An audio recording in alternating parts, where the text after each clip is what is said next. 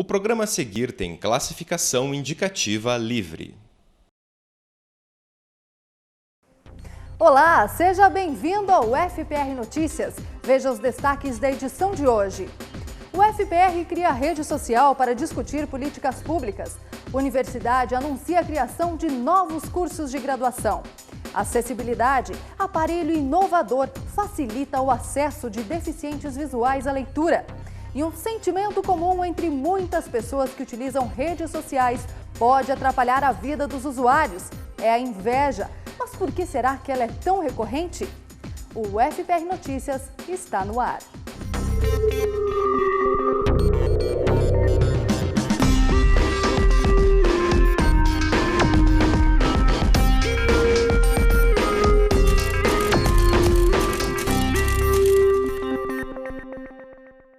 Uma parceria entre o governo federal e a UFPR criou uma rede social para estimular a participação dos jovens na política. É o Participatório. Quer saber como funciona? Então veja na reportagem de André Martins e Tony Serpa. Uma rede social para os jovens discutirem políticas públicas. É o Participatório, lançado pelo governo federal com o objetivo de aproximar a juventude dos assuntos debatidos dentro dos gabinetes. A plataforma utilizada foi desenvolvida pela Universidade Federal do Paraná. No ano passado, o Departamento de Informática assinou convênio com o governo federal para implementar a rede. O Participatório começou a funcionar há 3 semanas, logo após as manifestações populares de junho. Embora a ação tenha sido vista como uma resposta do governo aos levantes, o lançamento ocorreu poucos dias antes do previsto. Foi adiantado cerca de 20 dias com relação à previsão inicial.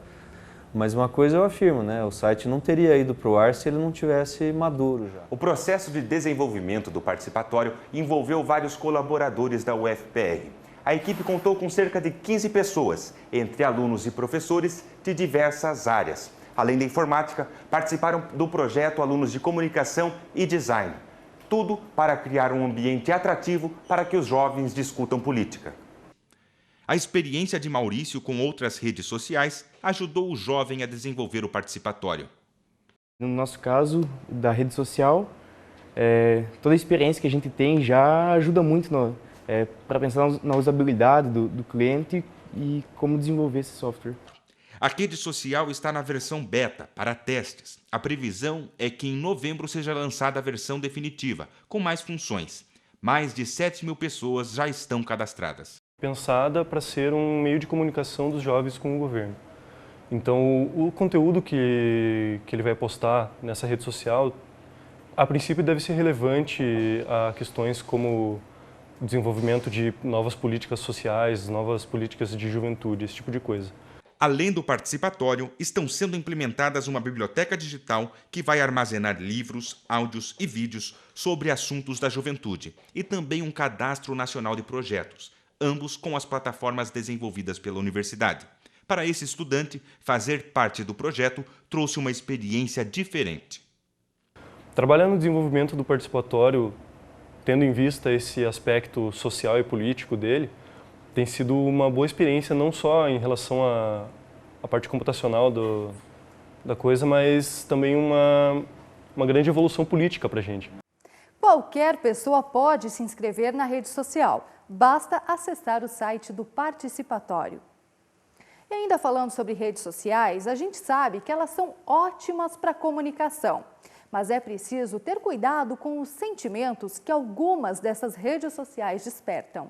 Que atire a primeira pedra quem nunca sentiu inveja de alguém. Se já era fácil cair em tentação e cobiçar a conquista do outro, imagine agora com as redes sociais, em que tudo fica muito mais exposto.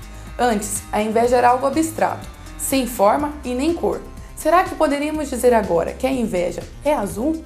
Dentro do que a gente entende de sentimentos na psicologia, a gente não vai dizer que um sentimento é melhor que o outro. Na rede social, o que acontece é que as pessoas selecionam características que vão ser valorizadas. De acordo com uma pesquisa feita em 2 universidades alemãs, 1 em cada 3 pessoas se sentiu pior e mais insatisfeita depois de visitar o Facebook. A maior causa de frustração são as fotos de viagens postadas pelos amigos virtuais. Viagens, às vezes postam coisas que comprou, a gente sempre vem procurada aí também, às vezes. Em segundo lugar no ranking da inveja vem a interação social. Para os pesquisadores, os usuários comparam o número de curtidas e comentários do próprio perfil com o de outros internautas e se sentem mal quando não conquistam a mesma popularidade. Ainda segundo o estudo, mulheres invejariam principalmente a forma física das outras. Porque a outra pessoa às vezes está olhando e tem um conhecimento de você, vê alguma foto de você com uma pessoa parecida, pode causar. Né? Para esta psicóloga, o sentimento de inveja estaria mais relacionado com a insatisfação com a própria vida do que com a cobiça pelas conquistas do outro. Pensando assim, né, a frase, a grama do vizinho é sempre mais verde. Se a minha vida está numa condição boa, e eu diria assim, a minha grama está verde, o fato da grama do outro tá verde ou não tá, não vai ser tão relevante para mim, eu não vou notar tanto isso. Mas calma, a inveja também pode ter o seu lado positivo. O critério de se um sentimento vai ser positivo ou não para a pessoa está muito ligado ao que aquilo está produzindo na vida dela. Se a inveja vai ser boa ou não, vai depender, na verdade, de o que está sendo produzido a partir daquilo.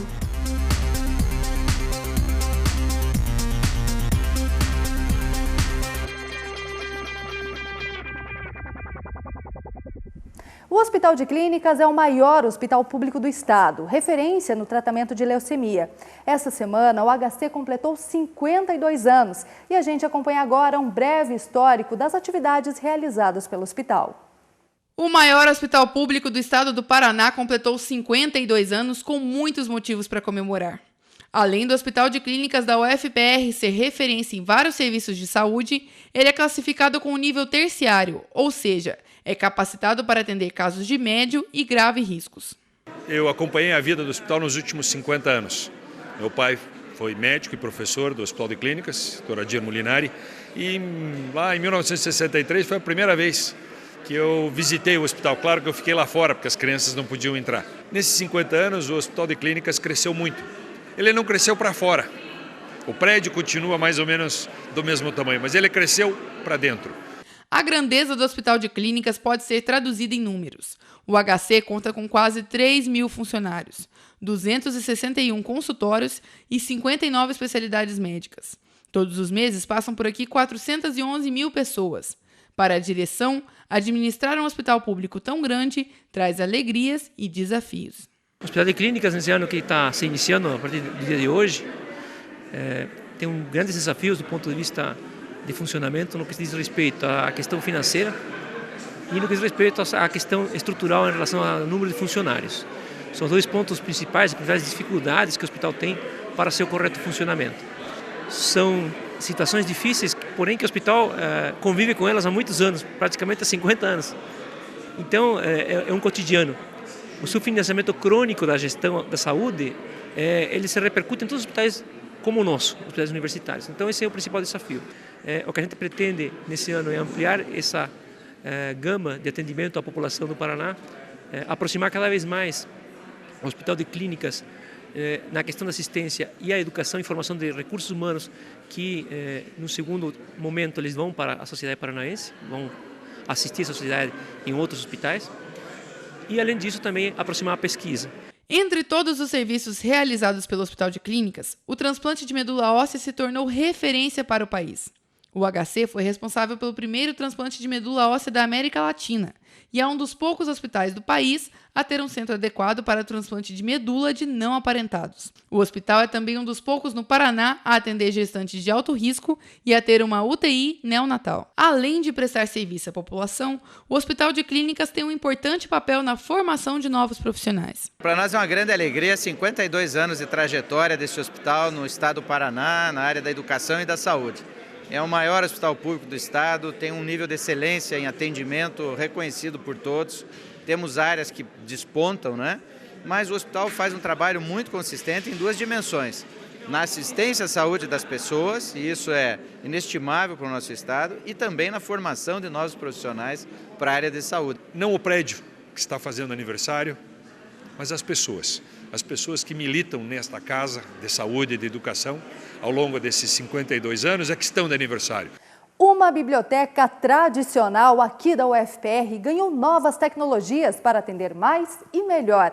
É a Biblioteca de Ciência e Tecnologia, que recebeu até um aparelho que facilita o acesso de deficientes visuais ao mundo da literatura. Todos os dias, 1.500 pessoas passam por aqui. Gente que vem em busca de informações e vai embora com mais conhecimento. Esta é a Biblioteca de Ciência e Tecnologia, tradicionalmente conhecida pelos alunos do campus Politécnico. Mas agora ela tem um novo atrativo. É a primeira biblioteca da universidade adaptada para pessoas com dificuldades visuais e cadeirantes.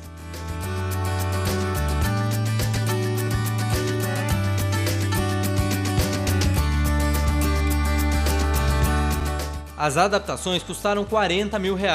Os banheiros agora são mais amplos e confortáveis. E os bebedouros foram trocados. Um piso tátil foi instalado para facilitar a locomoção de quem não consegue ver. A biblioteca ainda conta com um elevador, armários mais baixos e mesas mais espaçosas, próprios para os cadeirantes. Nós procuramos obedecer e atender às normas de acessibilidade da ABNT a 9050. Então você vai perceber que tem piso tátil, o espaço entre as estantes permite a circulação do cadeirante, o giro do cadeirante, os banheiros foram adaptados, a sinalização dos livros também, a gente está usando uma fonte maior. Mas a maior mudança não pode ser vista, é sentida e percebida por aqueles que têm no ouvido e na ponta dos dedos o acesso à literatura. O leitor de livros para portadores de necessidades visuais, o SARA, é o olho de quem não consegue ver. Basta colocar o exemplar nesta base e o aparelho tira uma foto da página e narra o conteúdo, colocando no ar o que antes ficava preso ao papel.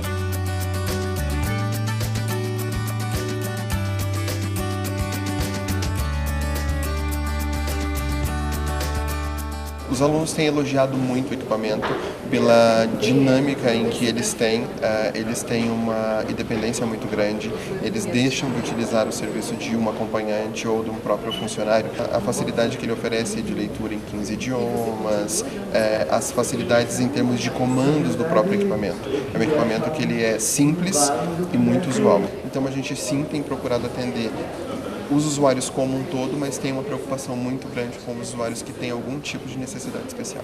O jornalista Eduardo é cadeirante e tem dificuldades de visão.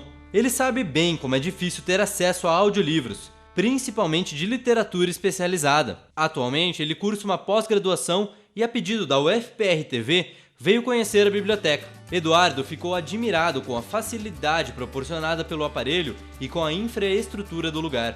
Então, Eduardo, como foi essa experiência para você? A biblioteca está aprovada? Tá aprovadíssima.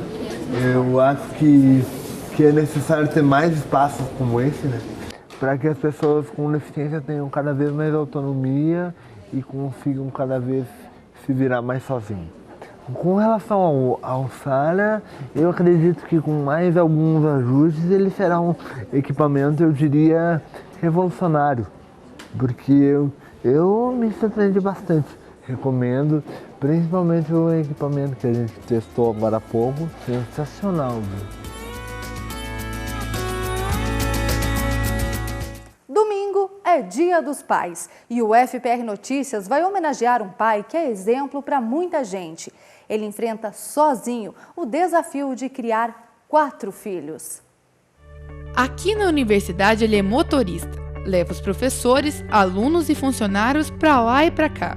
Trabalha o dia todo e quando chega em casa ainda não é hora de descansar. É que Emerson também tem que dirigir a família. Ele é pai solteiro e cuida de 4 filhos. Eu venho correndo para casa para poder ver como é que eles estão, se eles estão bem, se eles brincaram no outro dia, se eles foram para a escola, se fizeram o dever. Aí chego, vou limpar a casa, se dá tempo lavo roupa, limpo louça e ainda cuido deles, brinco com eles ainda. Eric, de 9 anos, Henrique, de 11, Gabriela, de 12 e Bruno, de 14. 4 crianças cheias de energia, que brincam, fazem bagunça e precisam de alguém que coloque ordem na casa. Mesmo com tanta correria, o Emerson ainda consegue ter tempo para ficar com as crianças. A recompensa é o amor dos filhos. Ele lava roupa, as coisas assim, compra, daí a gente faz as coisas assim, faz algumas baguncinhas, daí vai arruma, manda a gente arrumar. O exemplo de paternidade no caso de Emerson não veio de casa. Ele decidiu ser para os filhos um pai diferente do que teve e se esforça pela felicidade das crianças. Eu, quando criança, meu pai nunca fez isso por mim, nunca deu um abraço, nunca agradou, então eu estou retribuindo o que ele não fez. Então eu estou fazendo fazendo a minha parte, na verdade, estou fazendo a minha parte, nada mais que a minha parte. E eu estou fazendo isso, cuidando deles, dar prioridade para eles, que eu já tive eu fui jovem, eu já aproveitei minha vida, agora eu vou cuidar da vida deles. Tudo que ele fez desde quando eu era bebê, eu agradeço.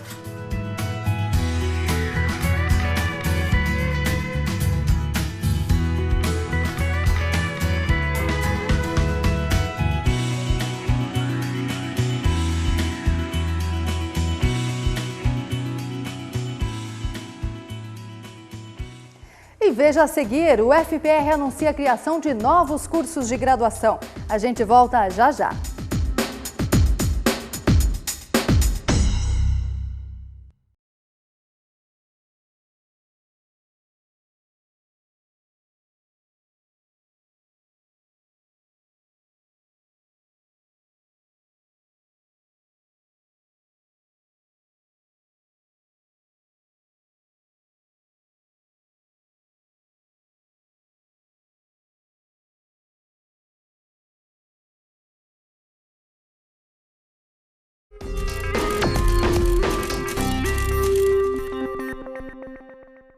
Educadores e gestores de todo o Brasil se reuniram em Curitiba para buscar melhorias no ensino. É o Salamundo, Encontro Internacional de Educação. Um espaço para discutir os desafios da educação. A segunda edição do Salamundo, o Encontro Internacional de Educação, reuniu mais de 2.000 gestores e educadores, além de autoridades e especialistas no assunto. Na abertura, o ministro da Educação, Aloysio Mercadante, falou sobre o atual cenário da educação no Brasil e mostrou os desafios e as perspectivas. Eu acho que o único recurso realista disponível hoje são os royalties do petróleo. Agora é um processo, nós saímos de uma situação dos salários muito baixos, a educação abandonada por muito tempo, mas eu mostrei para vocês nesses últimos 20 anos, foi a educação o fator que explica determinantemente a melhora no índice de desenvolvimento humano no Brasil. 71% da melhora foi a educação, apesar que ela parte de um patamar muito baixo, e ela ainda está num patamar mais baixo, o indicador, do que a longevidade e a renda. Mas foi ela que puxou a melhora do IDH. Um dos temas das palestras é a questão do aluno nativo digital, ou seja, aquele que está sempre conectado à rede. Segundo o secretário de Educação do Paraná, Flávio Arnes, a escola precisa se adaptar para alcançar esta geração. A tecnologia é essencial, é uma ferramenta muito importante. Ela pode contribuir decisivamente com a qualidade da educação. Os tablets, os computadores interativos em todas as salas de aula, os laboratórios de informática, termos todo esse material atualizado. Mas sempre lembrar que o principal motivador para tudo isso é o professor, o funcionário, o diretor bem formado, continuamente qualificado, salário, plano de carreira, com o envolvimento da comunidade escolar. O encontro acontece bianualmente, é um espaço importante para compartilhar experiências. Curitiba foi escolhida para sediar o evento por ser um exemplo na qualidade de ensino e líder do IDEB, Índice de Desenvolvimento da Educação Básica. Mesmo com este status, o prefeito da capital, Gustavo Fruit, disse que ainda existem desafios a serem vencidos e debater no Salamundo é uma ótima oportunidade de procurar soluções. Quando a gente fala em investimento de infraestrutura, no caso do CEMEIS, com recursos, quando a gente procura ampliar projetos para a construção de quadras cobertas, de bibliotecas, mas também com o apoio referência de informações, como foi agora o caso do IDH, do IDEB e também neste relacionamento institucional sob aspecto pedagógico. Mais do que discutir sobre educação, o objetivo do Salamundo é incentivar gestores e educadores a levarem transformações para a sala de aula. Hoje nós estamos expandindo o ensino, estamos ampliando cursos, estamos trazendo novas oportunidades de formação para os jovens do Paraná. E eu acho que esse é o nosso papel, né? Fico muito feliz pela oportunidade de estar aqui falando sobre educação. Quem trabalha com educação sabe que a educação é um processo inacabado. Nós nunca terminamos de trabalhar com educação. Toda o nosso trabalho depende da atualização, depende da discussão. O cenário educacional se modifica muito rapidamente. Ele é ligado à sociedade. A sociedade se modifica, ele se modifica. Então, estamos sempre, precisamos sempre estar em contato com essas realidades diferentes.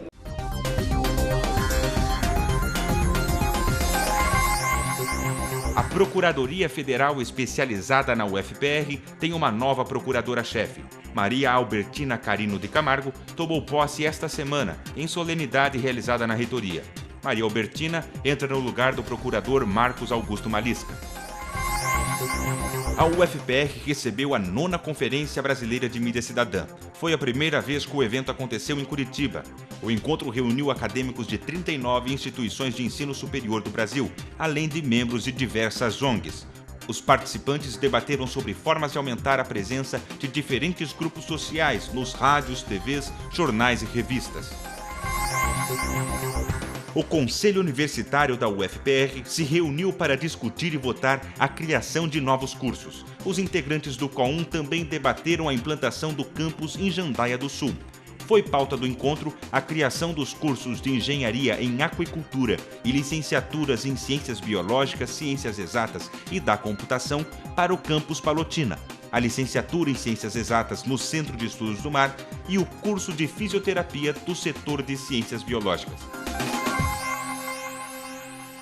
E ainda falando da criação dos novos cursos, em entrevista coletiva à imprensa, o reitor Zaque Akio Sobrinho deu mais detalhes sobre esse projeto. Veja só. O novo campus vai ser instalado provisoriamente onde hoje é a Faculdade Jandaia do Sul, a FAFIJAN. 5 cursos vão funcionar a partir do ano que vem. Serão 3 engenharias de produção, agrícola e de alimentos, além de 2 cursos de licenciatura, um em Ciências Exatas e outro em Ciências da Computação. Ao todo, serão 250 vagas, oferecidas por meio do SISU, o Sistema de Seleção Unificado, que usa notas do Enem. Nós agora, nos próximos meses, vamos estar negociando com o Ministério da Educação e aí o Ministério vai colocar isso numa ordem de atendimento e de prioridade. Segundo Akio, a previsão é construir um campus próprio nos próximos 2 anos, com RU, moradia estudantil e biblioteca. Devem ser contratados também 138 servidores, entre professores e técnico-administrativos. Termos, inclusive, a questão dos programas de bolsas estudantis para monitores, para iniciação científica, a bolsa permanência para os que têm fragilidade socioeconômica. Então, são projetos muito bem estruturados. Para o reitor, o novo campus pode contribuir para o crescimento social e econômico da cidade, como aconteceu em Palotina. A gente também atrai empresas, atrai famílias, essas pessoas que vão para construir sua vida lá, né? Não vão para ficar meses. O contrato de trabalho de um servidor público é de 30 a 35 anos, então eles vão para ficar. Há mais novidades. No ano que vem, o curso de fisioterapia, que antes funcionava em Matinhos, sobe a serra e se muda para Curitiba. Palotina ganha 3 novas licenciaturas e o curso de Tecnologia em Aquicultura passa a ser de Engenharia. Em 2015, a UFPR vai oferecer na capital novos cursos: Engenharia Automotiva, Museologia e Biblioteconomia. E agora um recado para quem vai fazer vestibular. As inscrições para o processo seletivo da UFPR abrem no próximo dia 19 e terminam no dia 16 de setembro. 40% das vagas vão ser destinadas para cotas. A taxa de inscrição é de R$ 80. No total, a UFPR oferece mais de 5.000 vagas. Outras informações você encontra no site do Núcleo de Concursos. E o Centro de Línguas da UFPR, o CELIM, abre inscrições para novos alunos. Quem traz os detalhes para a gente é o Tiago Lavado. Já pensou em fazer um curso de línguas sem pagar muito caro e com professores habilitados? É o caso do CELIM, o Centro de Línguas aqui da UFPR. Sobre esse assunto a gente vai falar com a professora Marisa, que é diretora do CELIM. Qual que é o prazo para os novos alunos se inscreverem no CELIM? Na verdade, as inscrições para os novos alunos se iniciam em 14 de agosto. É importante que todo aluno vá até o site do CELIM, www.celim.ufpr.br, porque, na verdade, todo o nosso sistema de matrícula acontece dentro do site. Nós temos cerca de 3.500 alunos por semestre. divididos em 21 idiomas diferentes. Tem português para estrangeiros. Como que funciona esse curso aqui no Selim? Nós temos cursos específicos, tanto para hispanofalantes, quanto para orientais, quanto para alunos de outras línguas. Quanto está mais ou menos o preço de um curso aqui no Selim atualmente? Fora as vagas que são gratuitas também, né? É verdade, a gente tem uma porcentagem gratuita, é preciso ficar de olho, porque a partir de outubro a pessoa já pode se cadastrar pedindo uma vaga gratuita. Ele atende a comunidade interna e externa da UFPR e vamos pensar assim, um curso de 60 horas está custando hoje por volta de R$ 485. Claro que há variações dependendo dos cursos e do número de horas que são ofertadas. Muito obrigado, professora. Lembrando que as aulas do Selim retomam no dia 21 de agosto e você pode adquirir mais informações nos telefones que aparecem na tela. De Curitiba, eu sou Thiago Lavado para o UFPR Notícias. Acontece no sábado a abertura do curso de qualificação em tecnologia digital Aluno Integrado. O objetivo é oportunizar a alunos, professores de ensino médio e outros profissionais da educação qualificação na área de tecnologia da informação e comunicação.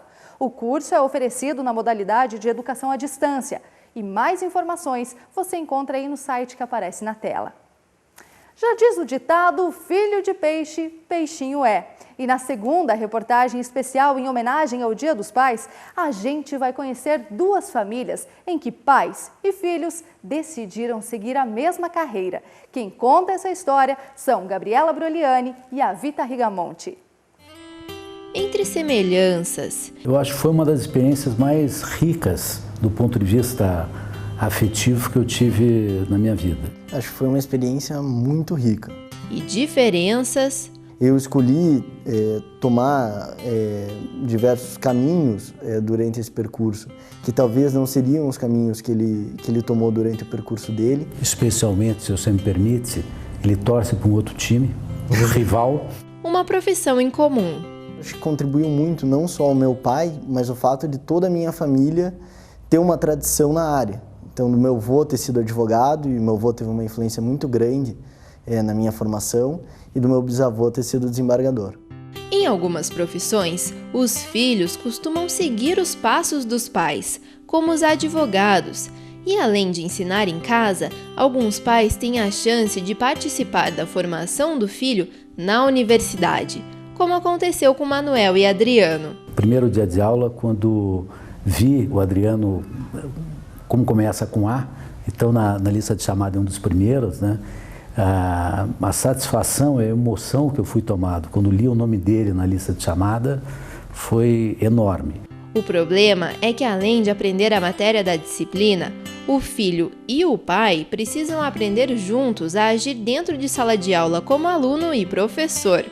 E ele procurou sempre fazer com que as minhas avaliações fossem corrigidas por outros professores, então para que ele não fosse o que a gente chama no direito de suspeição e impedimento, que ele não tivesse algum vício pela proximidade comigo para julgar a minha prova.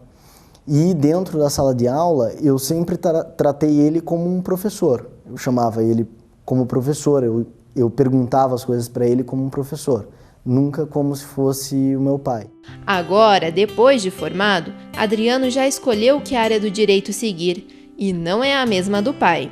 Ele está fazendo hoje mestrado em uma outra instituição, ele hoje faz mestrado na USP, está seguindo dentro de alguns dias para Oxford, onde também fará um mestrado lá, numa área distinta da minha, e demonstrando que, de fato, ele tem forças, condições, especialmente competência, para abrir e consolidar um caminho próprio. O amor pelo direito presente na família de Manuel e Adriano se estende à família de Edson e Maiara.